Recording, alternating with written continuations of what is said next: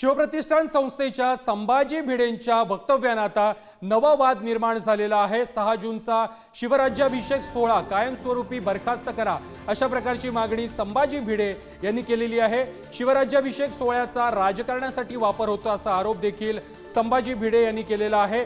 त्याचप्रमाणे रायगडवरील वाघ्या कुत्र्याचा पुतळा हटवू नका असं वक्तव्य देखील संभाजी भिडे यांनी केलेलं आहे आणि संभाजी भिडेंच्या या दोन्ही वक्तव्यांमुळे आता नवा वाद निर्माण झाला आहे।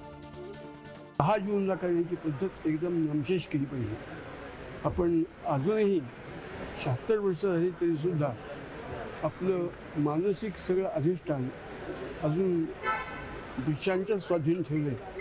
तिच्याप्रमाणे महाराजांचा राज्याभिषेक झाला, तिच्याप्रमाणेच त्याचा स्मरण दिन किंवा वाढदिवस यायला पाहिजे।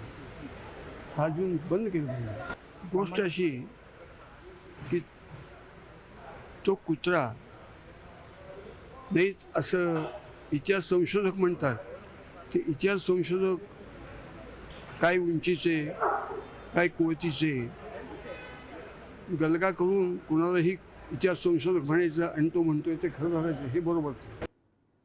संभाजी भिडेंच्या वक्तव्यावरती विरोधक आणि सत्ताधाऱ्यांनी काय प्रतिक्रिया दिल्या त्या देखील आपण पाहूयात।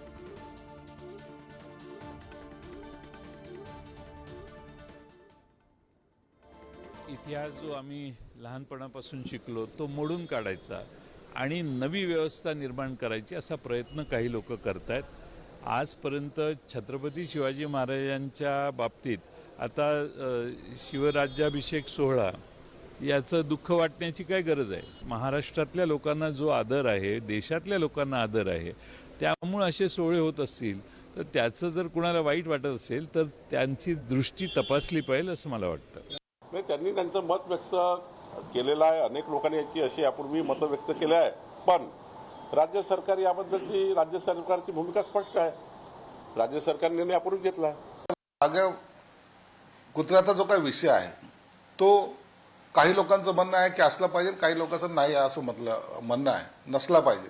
म्हणून याच्यावर सुद्धा शासनातर्फे मला वाटतं एक ज्याच्या सेन्सिटिव्ह ज्याला म्हणतात हे सगळे मुद्दे ज्याच्यावर मुख्यमंत्री एकत्रितपणे एक निर्णय घेतील आणि मला वाटतं त्यांनी घेतलेला निर्णय हा सर्वांना मान्य आहे।